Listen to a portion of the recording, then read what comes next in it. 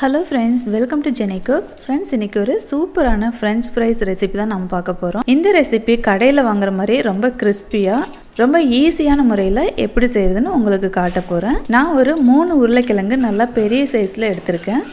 அதை நல்லா தோல் சீவிக்கோங்க. ஈஸியா French fries எப்படி செய்யறதுன்னு உங்களுக்காக இந்த வீடியோ நான் காட்டுனதுனால இதுக்கு ஒரு லைக் கொடுத்துட்டு ஒரு கமெண்ட்டும் போட்டு இப்போ வீடியோக்குள்ள போங்க. உங்களுக்கு கடையில் கிடைக்கிற மாதிரியே நல்ல ஷேப்ல வேணும்னா இதை வந்து உருளைக்கிழங்கோட அந்த 2 முனைகளையும் கட் பண்ணிட்டு French fries வடிவத்தில் கட் பண்ணிக்கோங்க.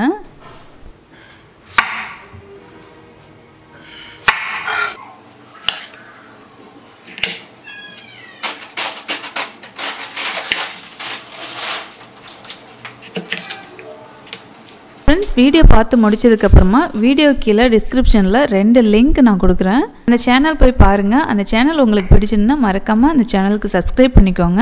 உருளைக்கிழங்க நல்லா கட் பண்ணிட்டோம். இப்போ இதை தண்ணியில போட்டுட்டு ஒரு 3 டைம் நல்லா அலசி எடுத்துக்கோங்க. உருளைக்கிழங்குல உள்ள ஸ்டார்ச்லாம் போறதுக்காக ஒரு 3 டைம் வந்து கைகளை விட்டு நல்லா லைட்டா அலசி இந்த மாதிரி எடுத்துக்கோங்க. இதில் உள்ள ஸ்டார்ச்லாம் நம்ம ஓரளவுக்கு எடுத்துடலாம்.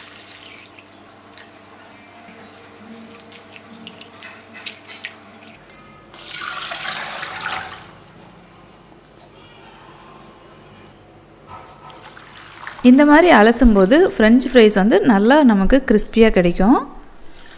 இப்போ 3 டைம் நல்லா அலசியாச்சுங்க.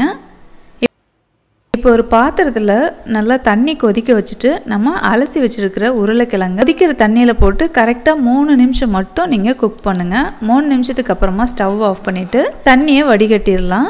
ரொம்ப அதிக நேரம் குக் பண்ணக்கூடாது. கரெக்டாக 3 நிமிஷம் மட்டும் நீங்கள் குக் பண்ணுங்கள்.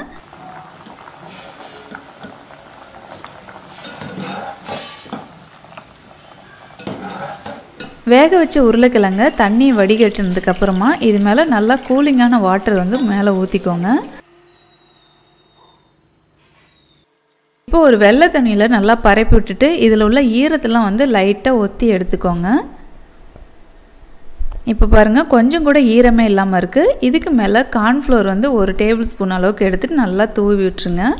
எல்லா இடத்துலையும் படுற மாதிரி நல்லா தூவி விட்டுருங்க. வந்து French fries வந்து பொரிச்சு எடுத்துடலாம். இப்போ ஒரு பாத்திரத்தில் ஆயில் ஊற்றிட்டு நல்லா சூடு பண்ணிக்கோங்க.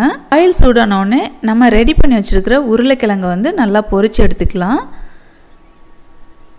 ஃபர்ஸ்ட் டைம் போடுறத வந்து ஒரு 2 நிமிஷம் வந்து வேக விட்டு எடுத்துக்கோங்க. இப்போ ஃபர்ஸ்ட் டைம் வந்து பொரிச்சு எடுத்தாச்சு.